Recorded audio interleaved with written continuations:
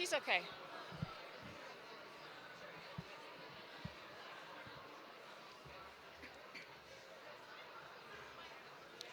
Good morning, everyone, and welcome to the 66th meeting of the Literacy Research Association. I am Gay Ivey, Vice President and co-chair with Becky Rogers of the 2016 program. Thank you for attending the conference here in Nashville and for arriving on time for this session. Please take a few minutes to turn off your cell phones or set them on vibrate. Thank you. Before we begin, I'd like to share a few announcements and today's brief agenda. First, please visit our exhibitors, Teachers College Press in Guilford in the registration foyer area. We appreciate them and their continued support of LRA. Also, please stop by the registration area to participate in the LRA book display and silent auction. Your silent auction bid number is on the back side of your badge. We have had many publishers graciously donate books authored by LRA members, and they are available for bid until Friday afternoon at 3:30 p.m. If you have not already done so, please download the LRA 2016 Annual Conference mobile app. It's brand new this year and very interactive. If you first download the guidebook app from the Apple Store or Google Play Store on your mobile device, you can then search within the app for the LRA 2016 Annual Conference. If you need help downloading the app, please stop by the registration desk and LRA staff will be happy to assist you.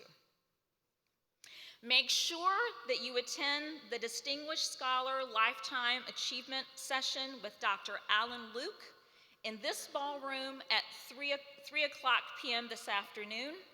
Dr. Luke will be presented with the Distinguished Scholar Lifetime Achievement Award at 4:45 at the beginning of the invited plenary session. His talk will be No Grand Narrative in Sight, Double Consciousness, Place, and Politics of Literacy. Following Dr. Luke's plenary address, please join us in the town hall meeting at 6:15 in Broadway Ballroom F. The agenda for today's session includes the presentation of the J. Michael Parker Award. This will be followed by the introduction and presentation of the Causey Award, and then Dr. Freddie Hiebert will deliver the Causey address. Now, I'd like to introduce Sylvia Nogueron-Liu, who will present the J. Michael Parker Award to this year's recipient. Sylvia.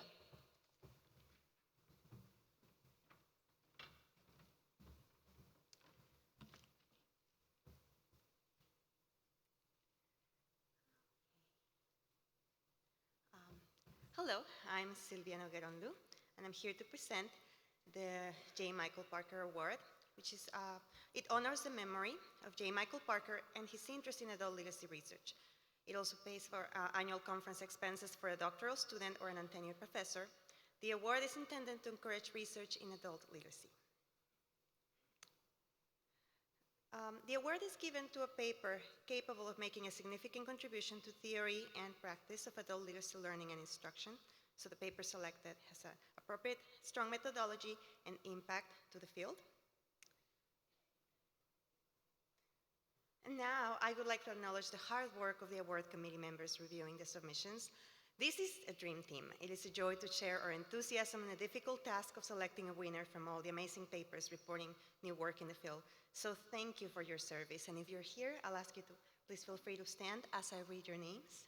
We have Leah Sal from Loyola University, Maryland, and Debbie East, Launchpad Consultants, Amy Burke, Texas Women's University, Kathleen Riley, Mississippi State University, and Jennifer Smith from Austin College. So I'll ask you to clap to acknowledge her work. Thank you for volunteering.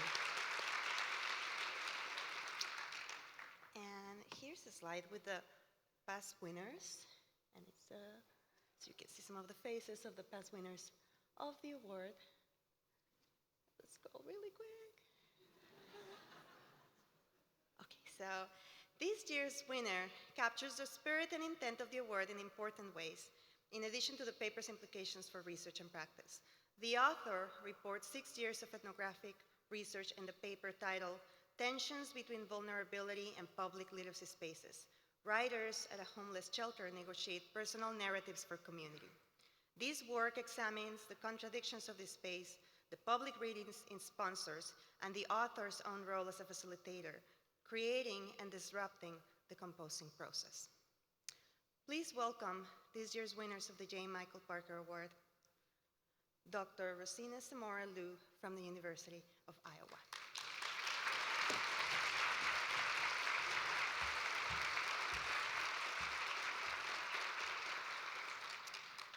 Thank you very much to LRA and to the J. Michael Parker Award Committee members and Committee Chair Sylvia Noger and Liu. I am sincerely grateful for this recognition. As a writer and a writing teacher, I understand very well the intimacy of sharing drafts with others. And for this reason, I want to thank my colleagues at the University of Iowa for their willingness, especially Amanda Tyne for her willingness to read my draft all the way to the 11th hour.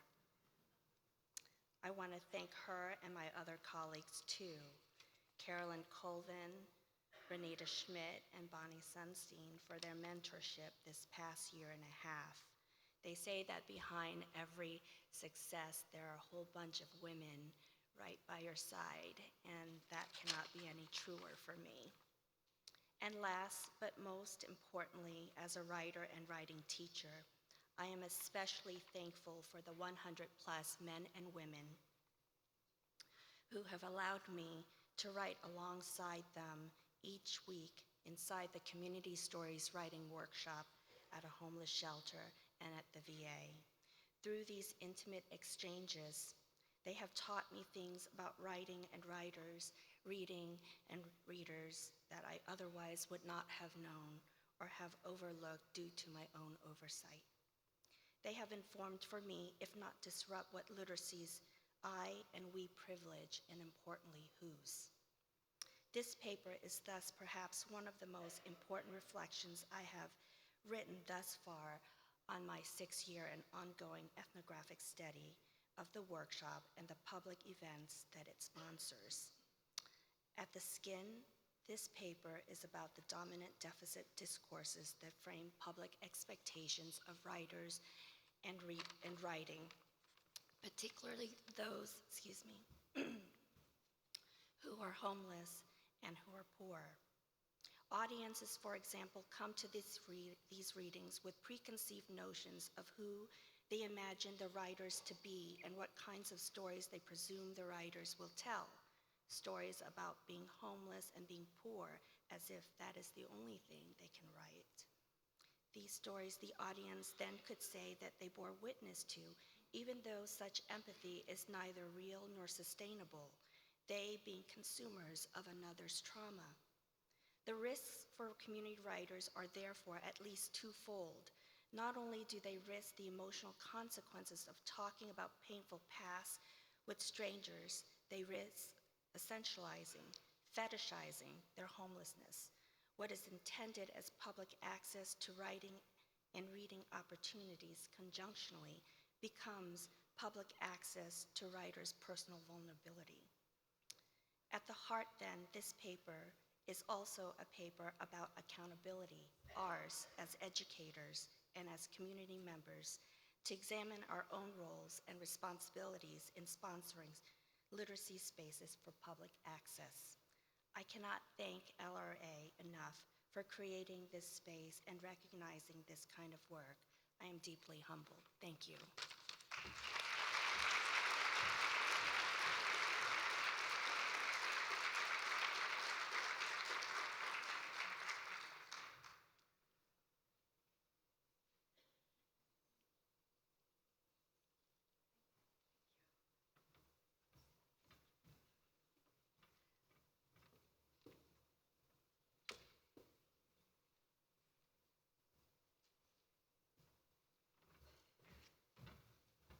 Congratulations, Rosina, and thank you so much, Sylvia. We now turn to the Oscar Causey Award. Dr. Bridget Dalton, a member of the Oscar Causey Award Committee, will introduce the award criteria and the committee members. Then, as is the tradition with this award, the previous winner reveals the new awardee. Dr. Susan Newman, who was previously awarded with this honor, will reveal the new awardee and then introduce Freddie Hiebert, last year's Oscar Causey Award winner. So first, Bridget Dalton.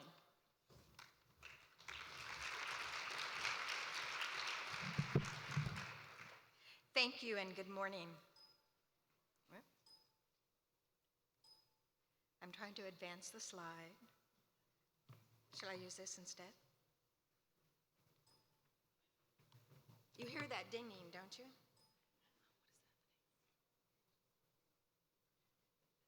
You'd never know that my research area is technology and literacy. Hold on, I'm so sorry. Why is my mouse not showing up? I won't, Susan.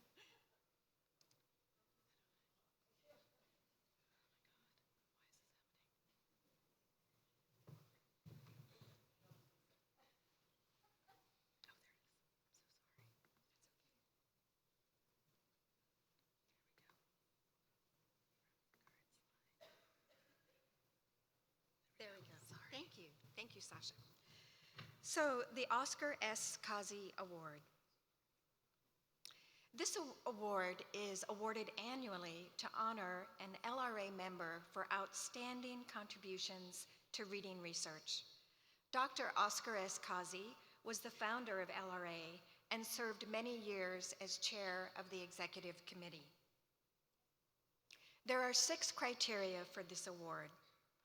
The first 3 focus on the author's scholarly publications. Has the individual published substantial research in literacy, significant research in literacy, and original research in literacy? Then, has the individual generated new knowledge through literacy research? Fifth, is the individual a recognized leader in the conduct and promotion of literacy research? And finally, we give consideration to whether the literacy research of the Oscar S. Causey Award nominees is aligned with the mission statement of LRA. I want to acknowledge the members of our committee, and I'm going to ask that you stand. Well, first, Lori Henry, who is the chair of this committee, is not able to be here today. Mary McVie, Luz Murillo, Aria Razfar, Lisa Zawolinsky, and Bogum Yoon. Please join me in thanking them for all of their hard work on this committee.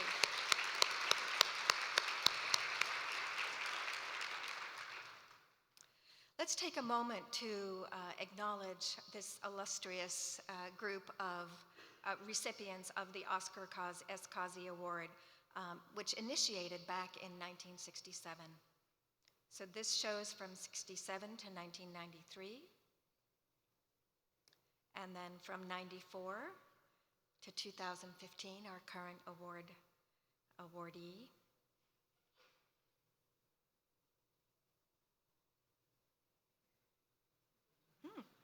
Extra slide, perhaps? Oh, there we go. Let me go back. That's the essential slide, yes, Susan? So I'm going to turn it over now to the next person. Susan. All right, Susan, come on up.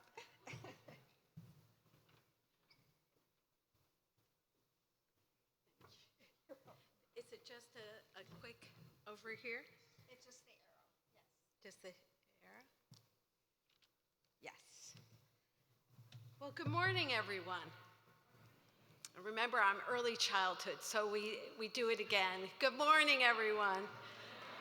Great. Well, you know, I thought last year was going to be hard. I gave the Oscar Causey Award, but this one is even harder for me because I found out who the Oscar Causey Award winner was 2 weeks ago, and I had to keep a secret. And I don't keep secrets very well. I always said that if I ever had an affair, my husband would be the first one to know about it, because I just can't keep a secret. But one of the things I wanted to do is I wanted to start with a focus. I call it the winter of our discontent. Many of us have seen a shocking change in our country. And I always think of how hard it has been. But what I wanted to do is I wanted to turn this around and be optimistic today and talk about the wonderful opportunities that lie ahead for us, especially in these next 4 years, and how it relates to our Oscar Causey winner. First thing I wanted to acknowledge is that big hair is in.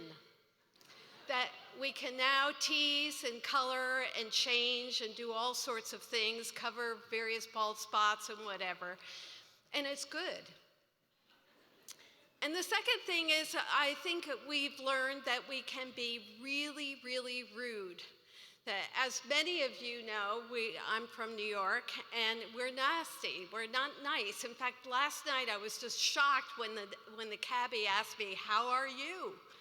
But you know now we can all be sort of rude and nasty and say whatever we want to reviewers who we hate, because it's good. It's okay. But the other thing that's in is that we can lie. Just think of the possibilities of what we can do here. We can give research talks in new ways and say that we have very significant results when we don't. It's okay. So what I decided to do today is I decided in this new genre that we're now facing that I would announce the Oscar Causey Award and put in a few little lies so I can cover my secrets, which I am not terribly good at. The first thing I would like to make a causal argument. This person grew up and began in the year of rock and roll. And I know that we're not supposed to make causal arguments here. We have to be very careful. But there is something about rock and roll that provided an opening. All of a sudden, the years of Perry Como and Vic Damone were gone, and what we were beginning to see is a greater diversity in our music, in what we valued. And there was wonderful Elvis and Chuck Berry, and there was Fats Domino and Ray Charles. And what I'd like to say is that ended up and changed some of the things we were thinking at the time. It was not just right to be white any longer. It was not just okay to have Wonder Bread, and we sort of didn't believe that, it builds strong bodies, this wonderful white bread, in 8 different ways. What we began to understand is that diversity matters, diversity in our foods, in our flavors, in our ways of being, and this is good. And this is the environment that our Oscar Causey grew up in, that we began to recognize the wonderful diversity in our country and prize that diversity in very sincere ways. This Oscar Causey winner, are you getting the secret slowly or no? Okay, good. This Oscar Causey Award winner was around, was around in a certain time when many of our major theorists became very prominent. We talked about Jean Piaget and the theory of cognitive development. And we talked about the art of knowing and Jerome Bruner, and Lev Vygotsky, though he lived many years before, became much more prominent in our thinking and our ways of being. But the most significant thinker of our Oscar Causey winner was actually our brand new education secretary, who is Betsy DeVos, who was very close in views in terms of her views of vouchers and charters and non-public schools. In fact, it was it was actually Paulo Freire that was very influential in this person's thinking. And actually, this person knew that scholar, that phenomenal scholar. Our Oscar Causey winner grew up in a small town, and that small town was very transformative in our OC's winner lives. Like many small towns across the country, there were frictions between factions, there were racially related disputes, and many people would say that some of these small towns, though beautiful and bucolic, often had terrible health considerations for miners and other kinds of factory working. But instead of leaving that town and just dismissing it, this Oscar Causey winner sought to understand it and sought to try to understand some of the things that were remarkable about this town, the examples of resilience and how people in such adversity came back. Is it getting closer? This person is further loved and cherished by a wonderful family, a close family. And this person says, our Oscar Causey winner said that the person's mother, I'm being careful not to genderize, was very, very important to the person. And it's getting harder and harder to do that. And what that meant is that cultural diversity became something very special, that we no longer thought of assimilation in any way. We realized that the strength of this country is based on the cultural pluralism that we bring, that all of us feel strongly and are stronger by that cultural pluralism. And this association and this person will stand by that in the next 4 years, where that will be challenged again and again. And what we'll see is that person is also very interested in space, not necessarily in space travel, but in space in a very different way. Are you getting it? Not yet? But the space can be considered in a very different way. In other words, very often we have this notion about learning. It's after school, it's an institution, but this person recognized that it's not an institutional phenomena. It is a malleable factor that children can learn in and out of school, and that creates a third space.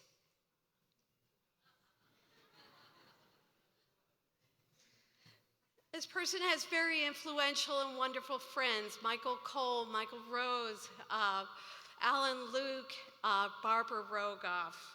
Notice how clever I did that with the circles missing. And has influenced some of our most powerful politicians and people in the press. In fact, I know this person is going to be on the phone shortly, contacting our Oscar Causey winner, wanting to know about education policy.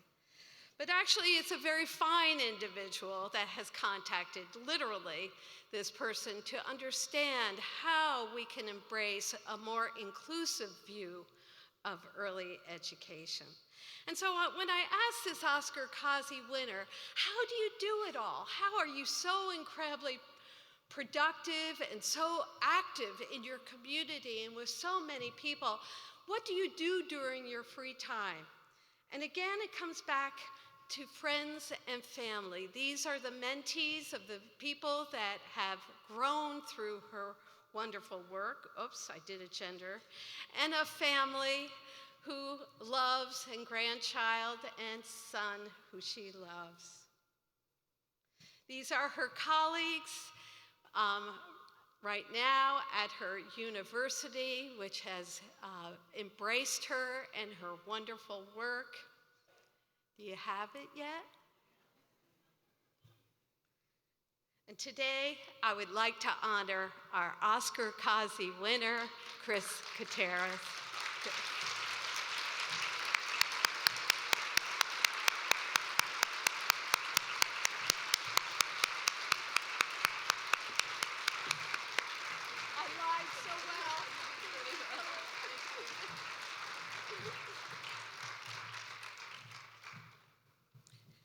Thank you. I always wanted an Oscar. So they give me 2 minutes. So thank you, Susan, and keeping that secret was hard for me too. I'm so humbled to receive this award, as it is difficult to imagine myself in the company of previous honorees whose work I have admired for so long. It's also difficult to imagine, as my own early academic trajectory was an extraordinarily steep climb. I never attended elite institutions, and yet I've had the privilege of living most of my professional life working with and learning from extraordinary colleagues and gifted and principal students at two of the very best institutions, UCLA and now UC Berkeley. Go Bears. And of course with my wonderful colleagues in Colorado. And spaces like LRA and AERA have been critical to my intellectual and professional journey, and for that I thank you. But those of you who know my work know that historicity is an important dimension in my study of people's learning. So I want to take a quick moment to historicize and acknowledge the roots of my insatiable desire to learn and to leverage that knowledge for the social good. This meeting is bittersweet for me. A year ago, I had to leave LRA early as my mother became gravely ill and passed away shortly after. I want to acknowledge her and my 91-year-old dad, as they are the people from whom I learned most. I'm a fourth-generation Chicana from Miami, Arizona, daughter of a gifted teacher's aide and copper miner who made learning and education central everyday practices and aspirations. Although my father had shift work, as is true for miners whose work is distributed around the clock, he and my mother never missed a single parent-teacher conference, a school event, a PTA meeting, or anything school-related. And I was in everything. Surprise, surprise. Trips to the public library were a regular practice for our family. We lived on the same street as the public library. And it would not be out of the ordinary for my parents to help me do library research for projects, or they might consult the beautiful set of World Book Encyclopedia volumes that were part of our home library. It is no surprise that I went to the university and that teaching, learning, and literacy became my focus and passion. So thank you, Mary and Frank Gutierrez. You are the salt of the earth that I try to see and honor in all I do. Thank you.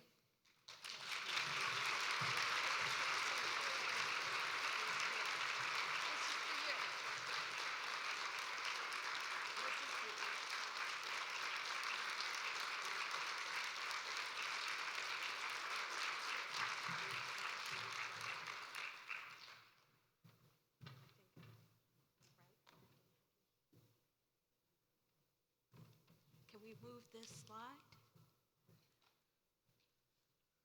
Yes. Yes. Well, it's a great honor for me now to introduce the Oscar Causey winner of last year, 2015, Elfrieda Heibert. This is a hard thing to say, and I'm so glad you are Freddie, because that's what she is more well known as. Freddie, as you know, has had a long and storied career, prolific in her work.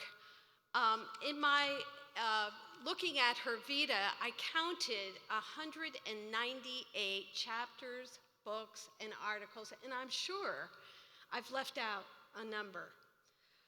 She has been a teacher's aide, right? A teacher educator, a researcher, a policymaker.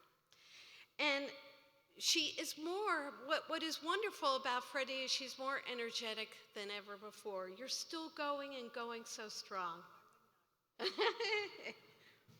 She's currently president of Text Project, Inc., and has been a professor at UC Berkeley, Michigan, where she and I sort of went one way and the other, University of Colorado, and University of Kentucky.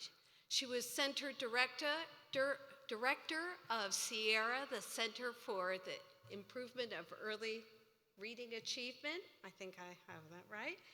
And aside from that, and her many, many accomplishments, I've had experience that she's a lovely woman and warm individual. I asked a colleague of mine, Martha Adler, tell me something a little bit about Freddie. And she said, you know what? You come to the West Coast and there's always a room. There's always a room for you. There's always a welcome mat at her door. She's known for her wonderful and infectious sense of humor, which I think we're going to hear today. And I didn't know this, but you're also known as a social director in Santa Cruz, where you work with many people in your community and helping many children at the same time. Finally, she's known, now this, I don't know if other people know, you're known to dance to victory songs, and that you like We Are the Champions, and you might do one today, I hope. With great pleasure, please welcome Freddie Heibert, our 2015 Oscar Causey Award winner. Thank you. Good luck.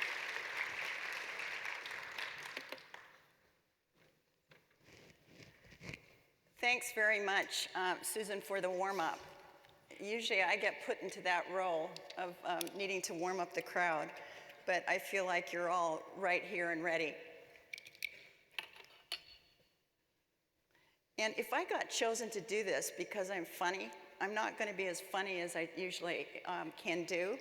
I know that when I gave the Jean Chall lecture at Harvard and I stood up and said that I was going to do it straight, everyone groaned with disappointment. So reading, by definition, involves text. But when it comes to defining and describing text, we have a lot of different perspectives. Now, I was an early adopter of alternative views of text, following in the steps of Ken and Yetta Goodman. In my first two published studies, I looked at young children's understanding of print in the environment, such as on these signs. My work actually spurred several investigators to determine whether young children could recognize environmental print independently.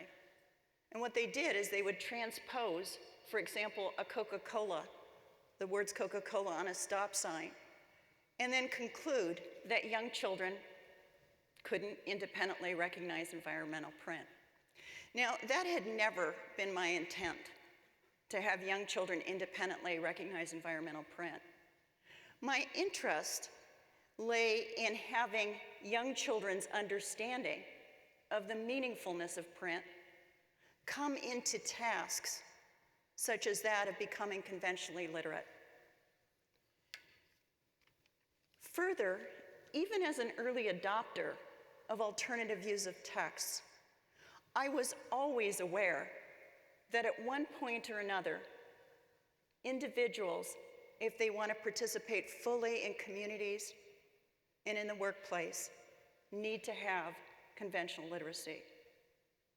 And I was also aware that for children who live in economic, linguistic, and social communities that differ from that of the school, the texts of school are very important in making that possible for them to become conventionally literate. Now, surprisingly, in that texts are central to our enterprise as literacy scholars, we have few models of text. An exception to this is a framework that Heidi Ann Mesmer, Jim Cunningham, and I outlined in 2012. In that paper, we argued that selection and creation of text for beginning readers needed to attend to programmatic, discourse, syntactic, and word-level features. And today I build on that model, extending it to text for struggling readers. And always in my presentation today, as has been the case in my 50 years in education, And as Susan said, first as a teacher aide, then a teacher, educator, and researcher, my focus is on the kids who depend on public schools to become highly literate. Now, I want to be clear in using that term that I'm not suggesting by any stretch of the imagination that these children don't come to school with many literacies and substantial knowledge. But for them to become conventionally literate requires intentional instruction on the part of our public schools. And please know that when I use this phrase, I speak as the child of refugees to Canada, a child whose native language wasn't English, a child who came from a very strange religious ethnic group that the teachers couldn't understand. And know that I stand here today because of teachers in Vancouver, British Columbia's public schools who took special care with this unusual child, as they did with all the children in my classes. And these were children who had come from Hungary in 1956, Sikhs, Hindus, Pakistanis who had been displaced by partition, and people from the displaced camps of World War II, as well as children like me whose parents had escaped from the Stalinists as the Iron Curtain was closing. Let me give you an overview of my presentation. As with all of my presentations, it's going to have 3 parts. Now, some people say that my proverbial use of a 3-part presentation reflects the fact, and I forgot to show you these wonderful children who depend on schools to become highly literate. So some say that my proverbial use of 3 parts, especially the therapists I've interacted with over the years, reflects the fact that I learned to read with Dick and Jane, who suffered from obsessive compulsive disorder. They did everything 3 times, like jumping and running.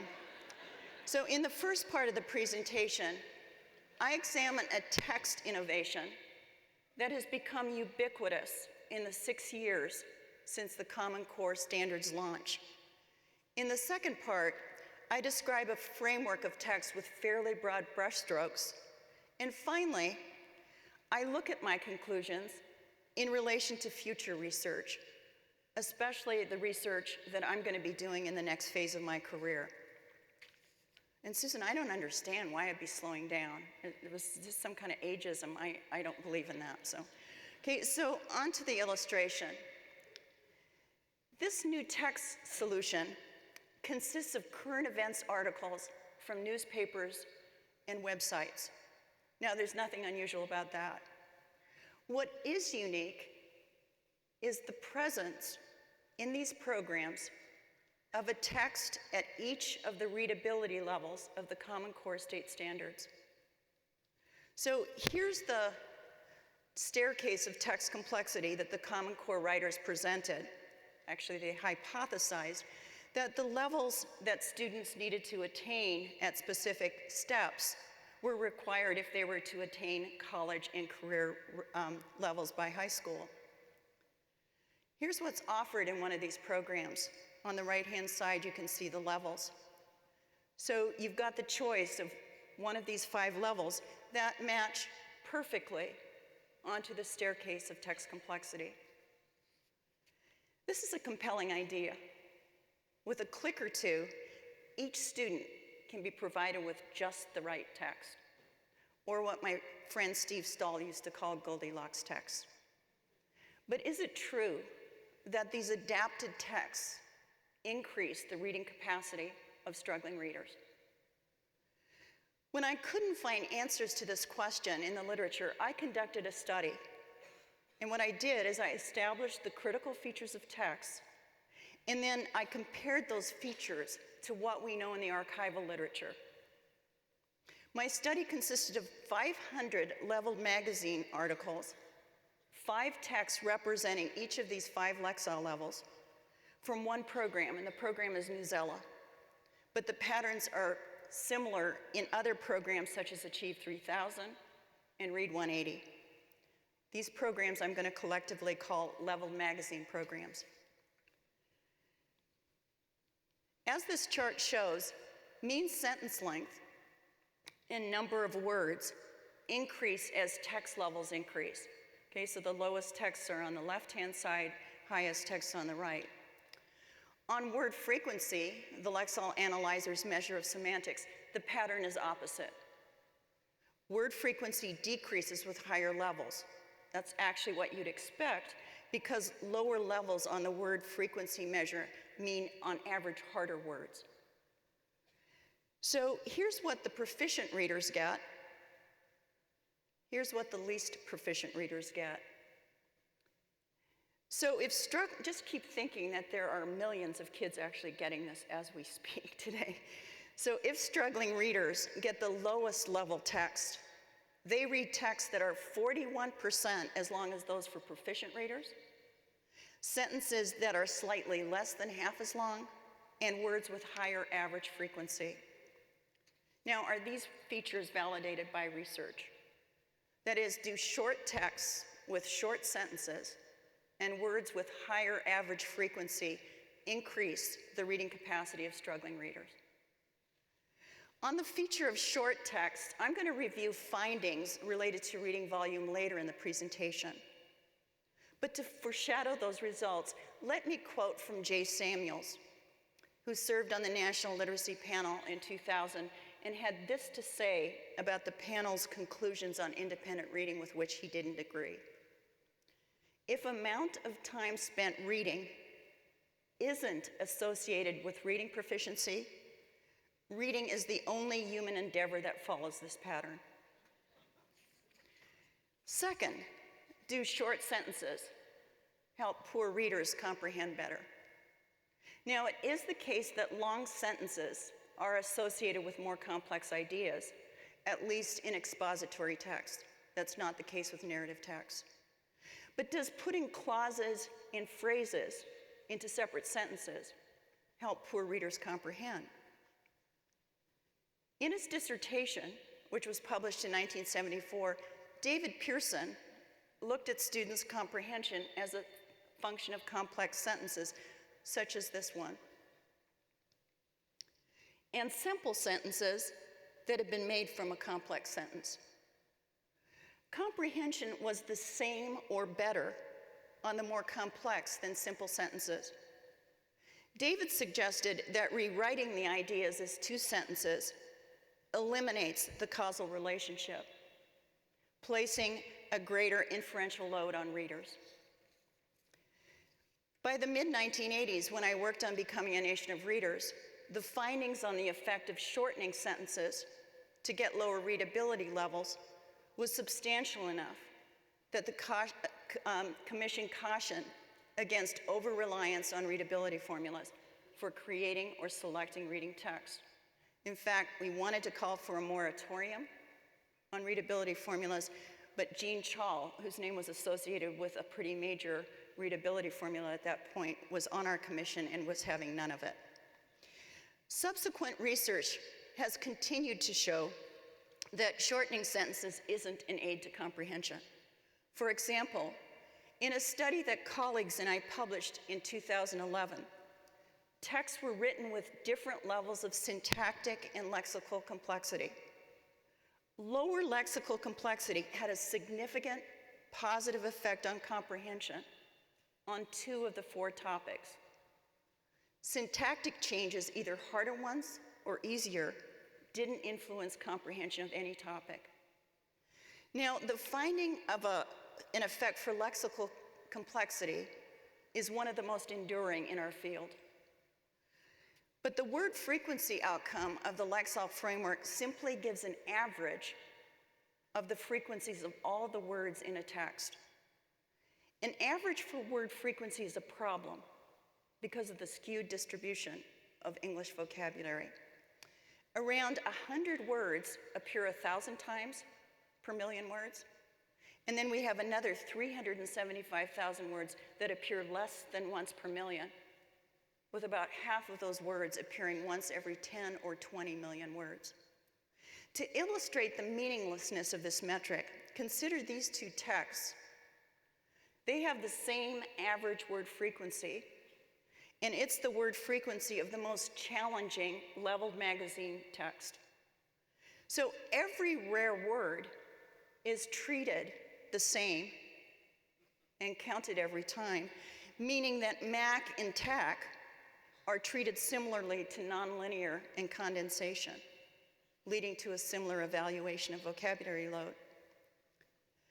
Until research evidence shows us that this leveling system indeed increases the reading of struggling readers, I have to conclude that a system that relies on syntax and is opaque to vocabulary is unlikely to provide the needed support for struggling readers. But how do texts like this happen? Well, one explanation is digital capacity. Text can now be changed very quickly with algorithms and very, very little human involvement.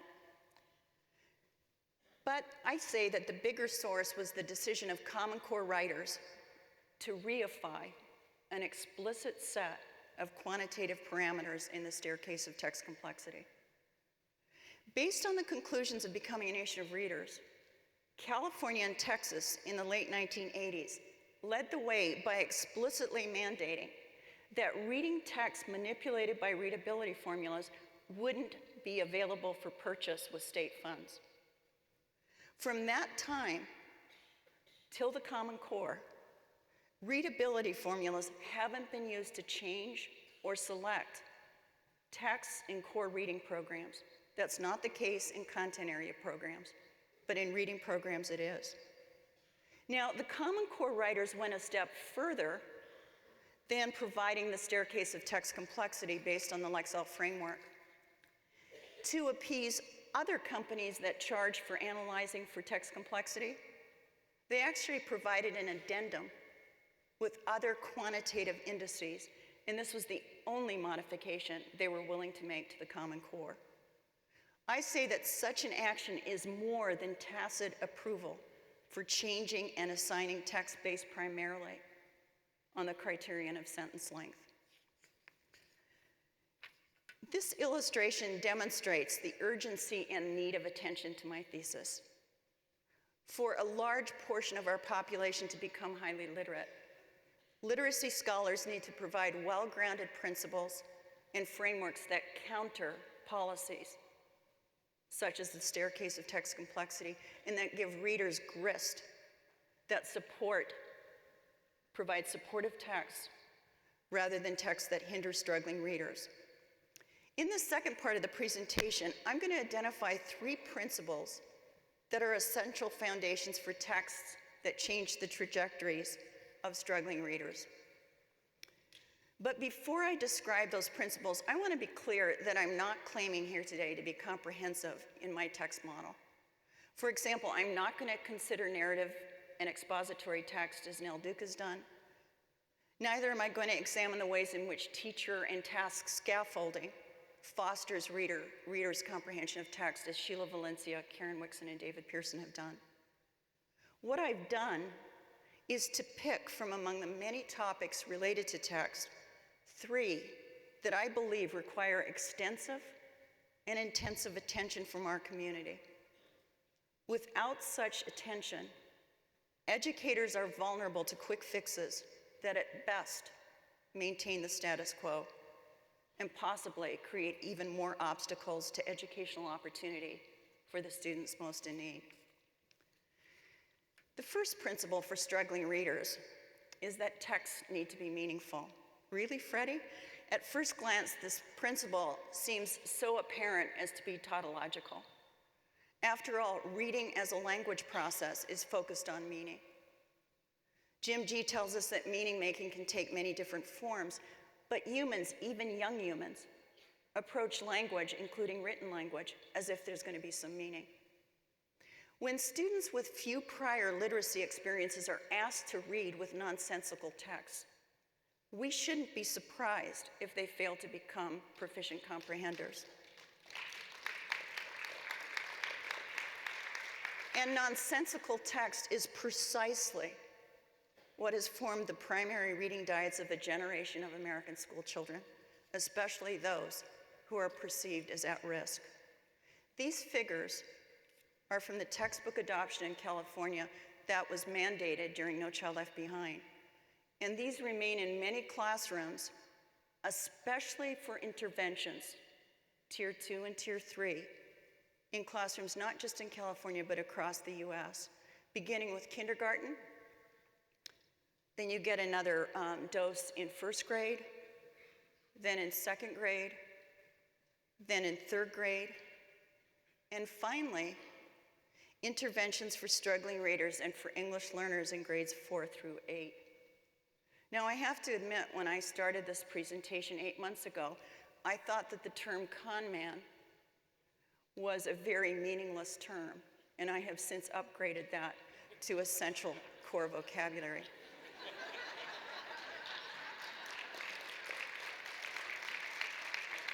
Alongside the strong, effective vocabulary on comprehension is the finding of an equally or even stronger effect of students' background knowledge. Now, the depth and quality of what you know about a word influences how quickly and well you recognize it, according to Chuck Perfetti's lexical quality hypothesis. Yet in decodable text, low-meaning words such as snout, shearing, plow, and nab are numerous. And get this, they're rarely repeated by design. That's part of the design, because they don't want kids to be memorizing words. They want them to be relying on their decoding. As an antidote to decodables, I created a set of texts for young English learners that first and foremost was based on the principle of meaningfulness. English learners might not know the English label for a concept, but particular concepts are salient in the lives of young children. Concepts such as school, playing, plants, and food. Such familiar but engaging concepts provided the basis for the meaning text.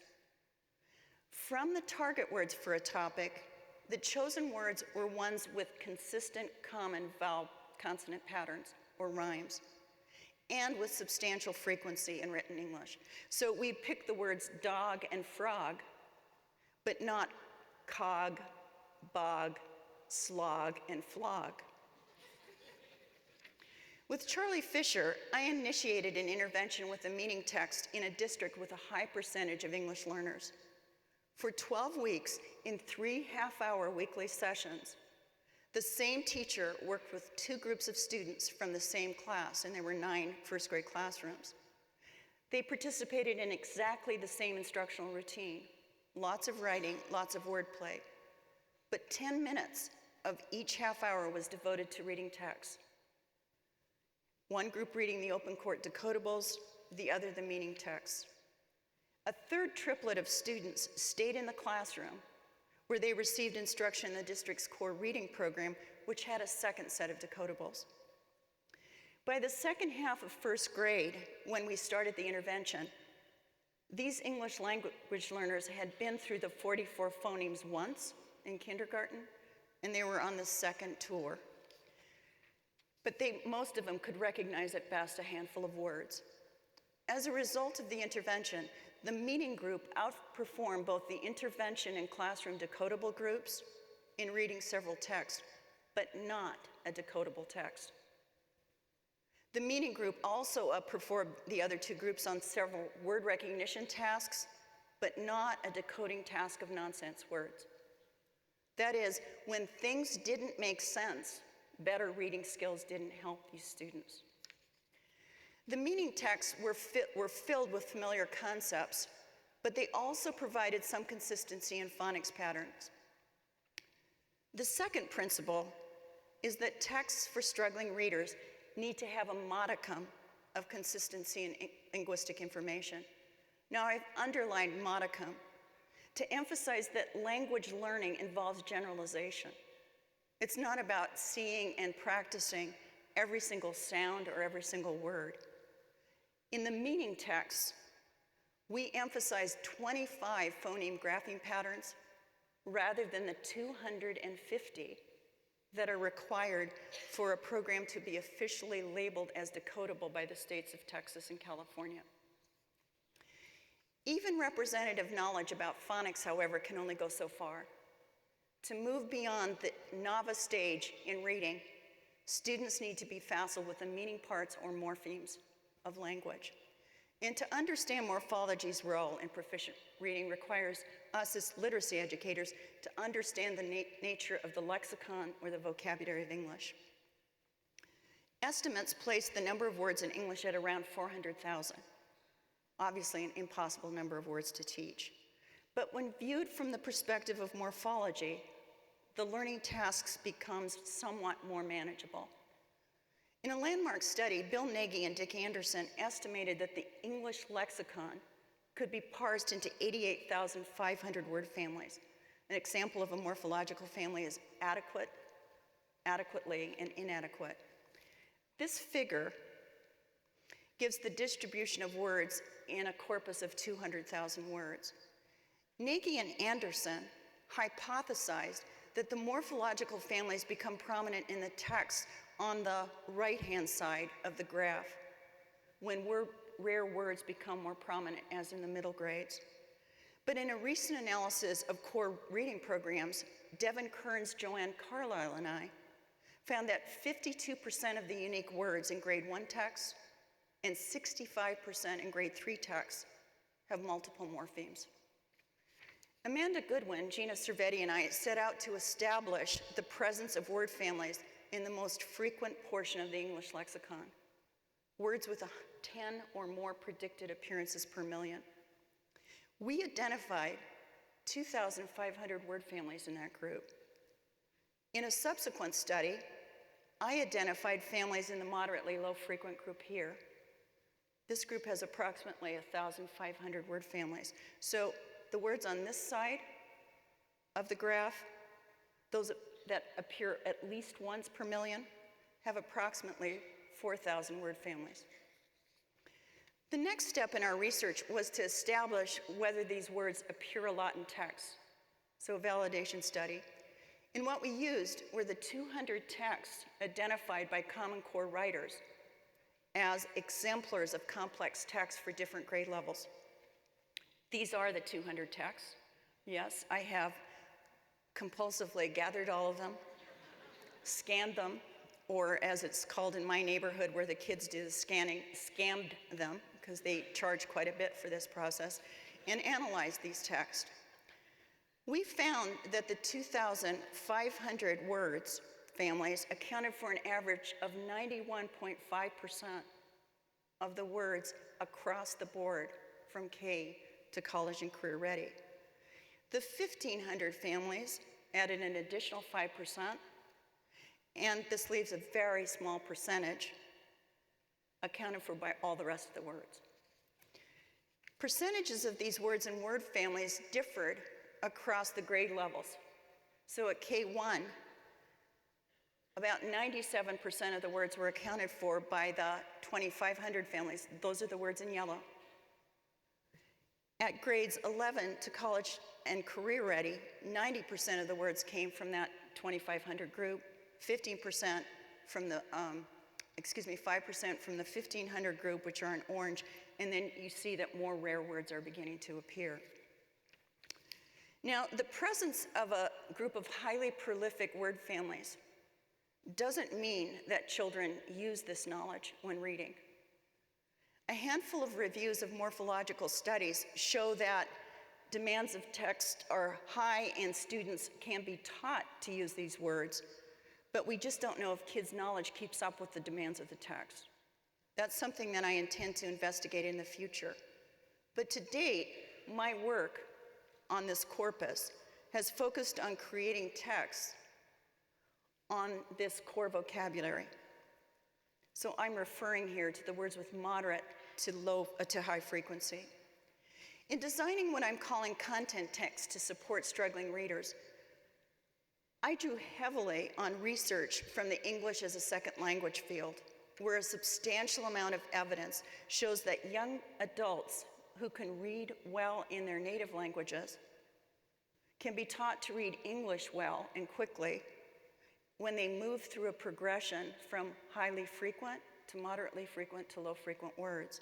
So building on this work, I generated a series of word zones in a staircase that was based on vocabulary rather than on syntax.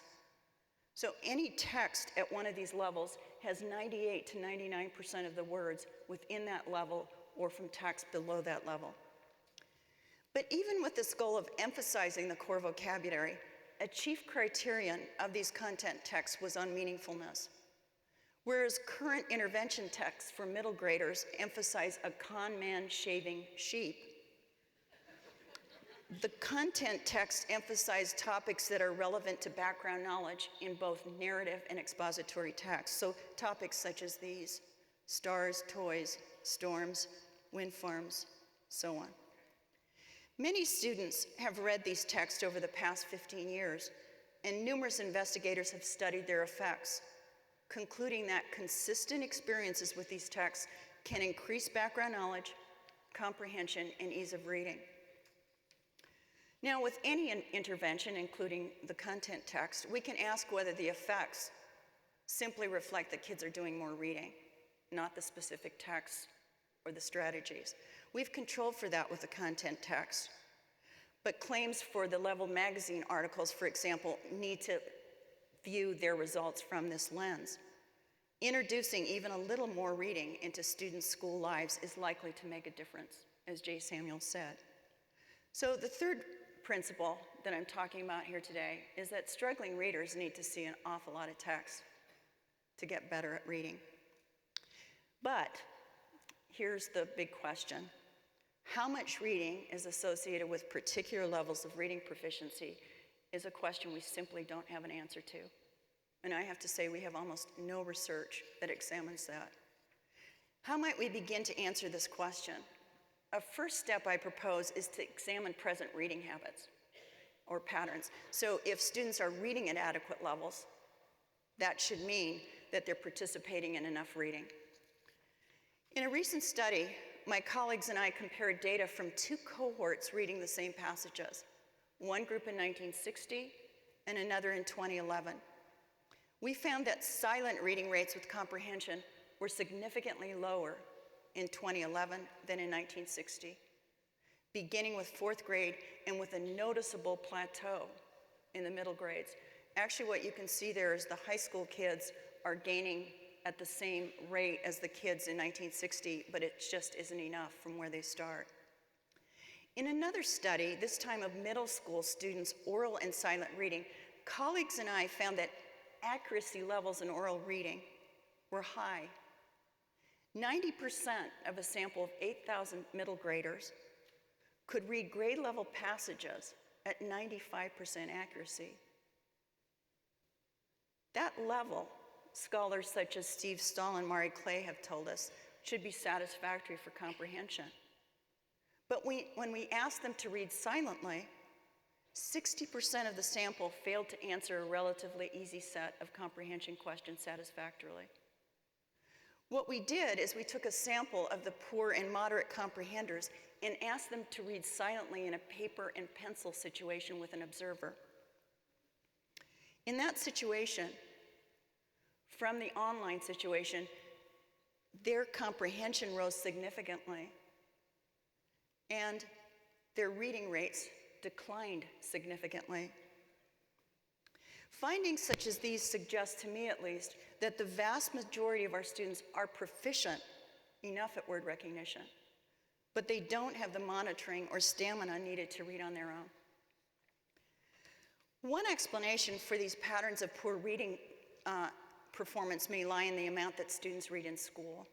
From the early 1970s to the early 1990s, scholars such as Linda Gambrell conducted observational studies of classroom reading.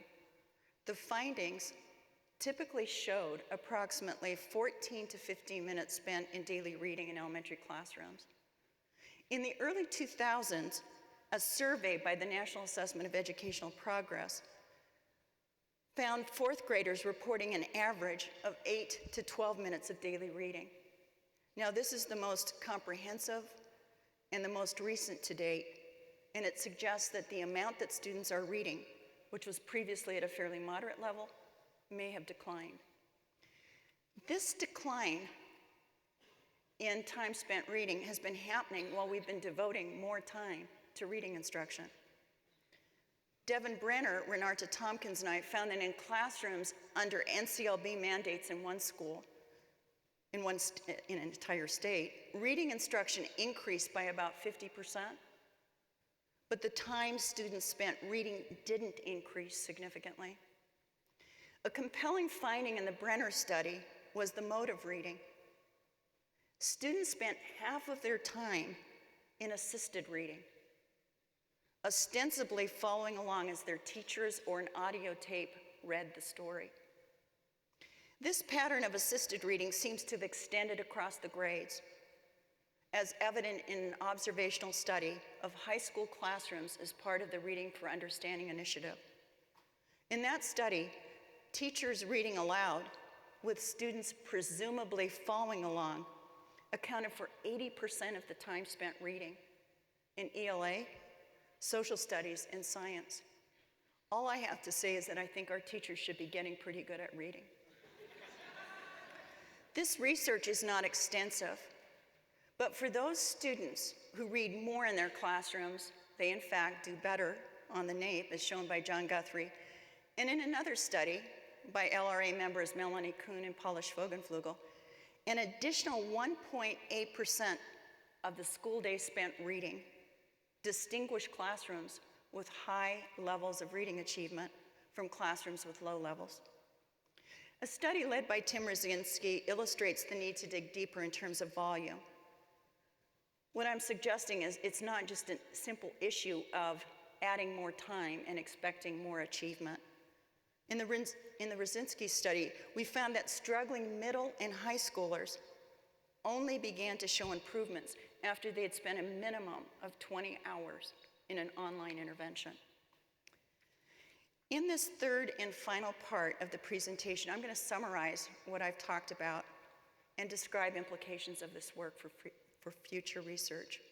So I began with a description of a form of text that swept through the educational marketplace to illustrate that many textual innovations are without roots in theory or research. I then went on to describe two features of text that are essential in the design and selection of text for struggling readers. But before I address those two features, meaningfulness and linguistic consistency, I want to summarize the conclusions regarding reading volume. I think we can agree that our students aren't reading enough. But in response to the question that teachers ask me, how much reading is necessary, we simply don't know how much of what kind of reading is needed when in students' development. Research around reading volume, and especially its role at different points in students' school careers, is one of the most compelling areas of research. And I think there's enough to go around for a lot of emerging scholars to make significant contributions in both practice and scholarship. Now let me address the issue of meaningfulness and a modicum of linguistic consistency. In describing these two features, I presented two examples of text in which I've been involved as a developer and researcher. This involvement shouldn't be construed as my search for the holy grail of text. That is, a belief that there's going to be one kind of text that's superior to all other kinds of text for all readers of all proficiencies. I truly believe that there are many text types for different readers and different purposes. But at the same time, I do believe that some texts better support some aspects of reading for struggling readers than other text types.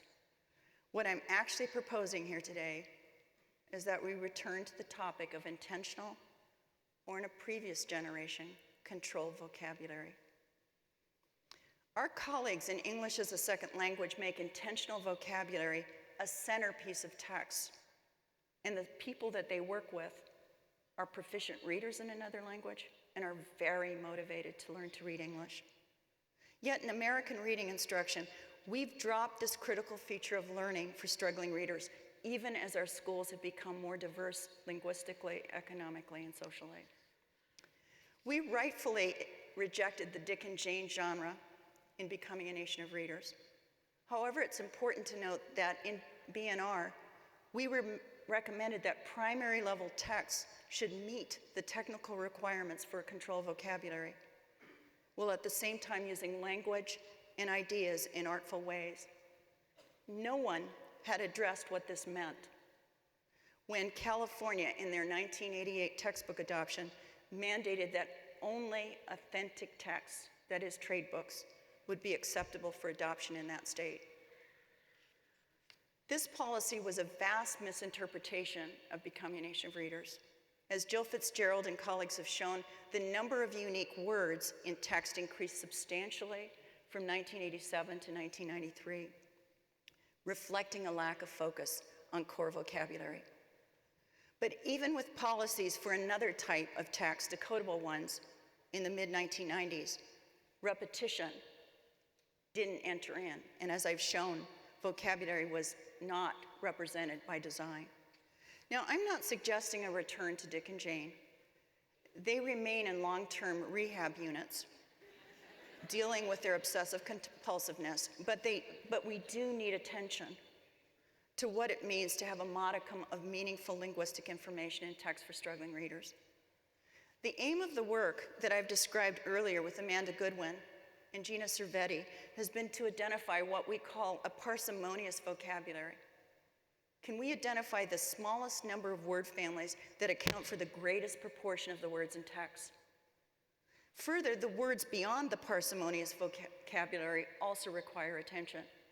This is what Charlie Fisher and I describe as the words that fall beyond the parsimonious vocabulary to encompass the rare and infrequently encountered words. It is to these questions of parsimonious vocabulary and the critical word factor that I'm going to focus on in the next phase of my career. In pursuing this work, I'm particularly interested in resources provided by digital capacity.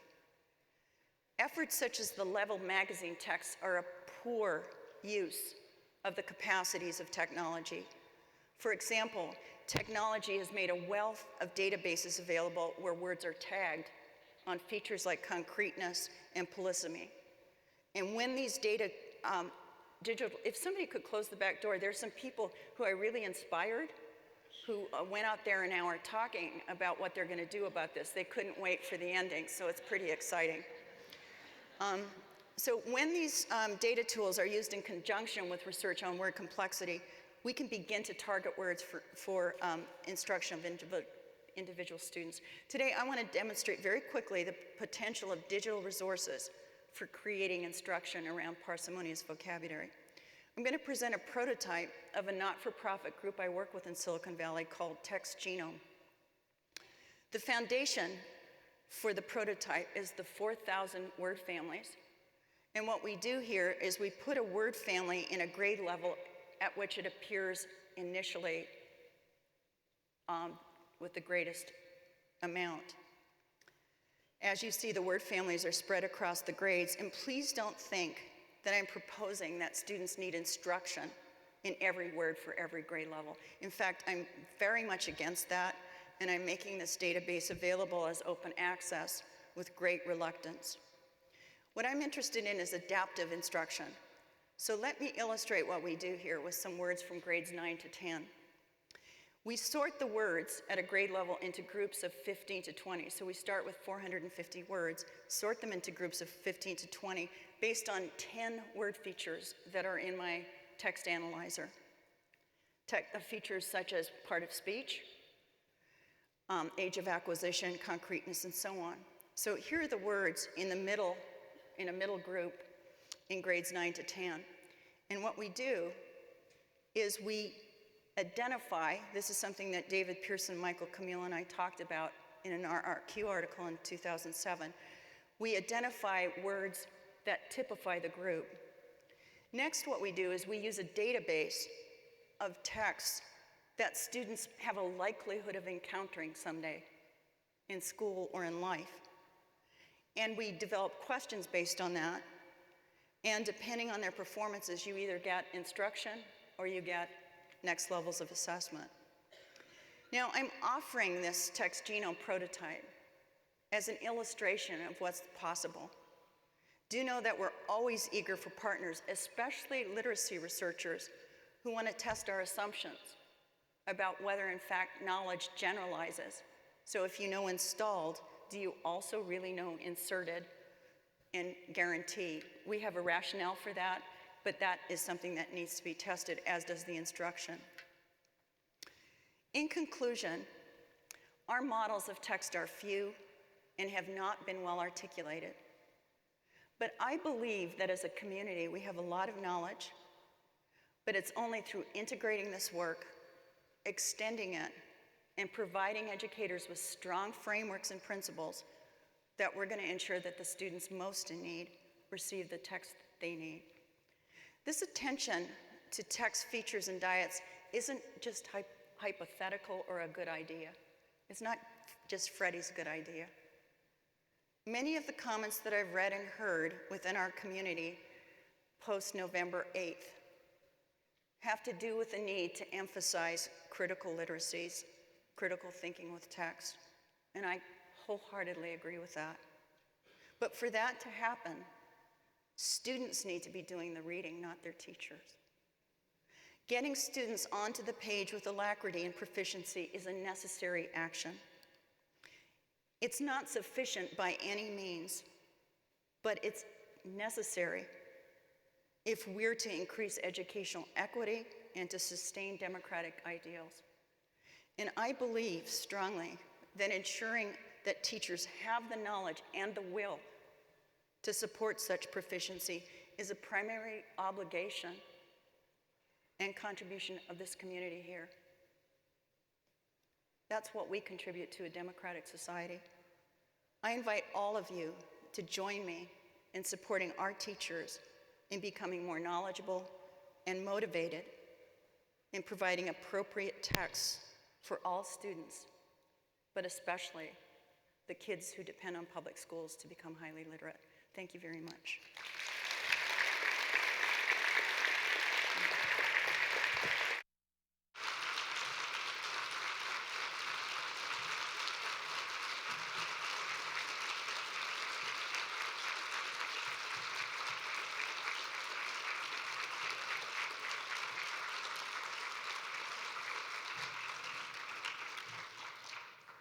Freddie, thank you.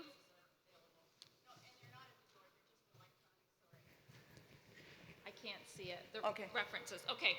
Thank you, Freddie, for your important and challenging talk. I want to thank you all for attending this plenary session and hope to see you this afternoon at Dr. Alan Luke's presentation at 3 o'clock, then again at Dr. Richard Milner's address from 4:45 to 6 p.m. when the 2016 Distinguished Scholar Lifetime Achievement Award and the Early Career Achievement Award will be presented. And also, one more thing, plan to attend the town hall meeting this evening, which has a new interactive format this year. Thank you.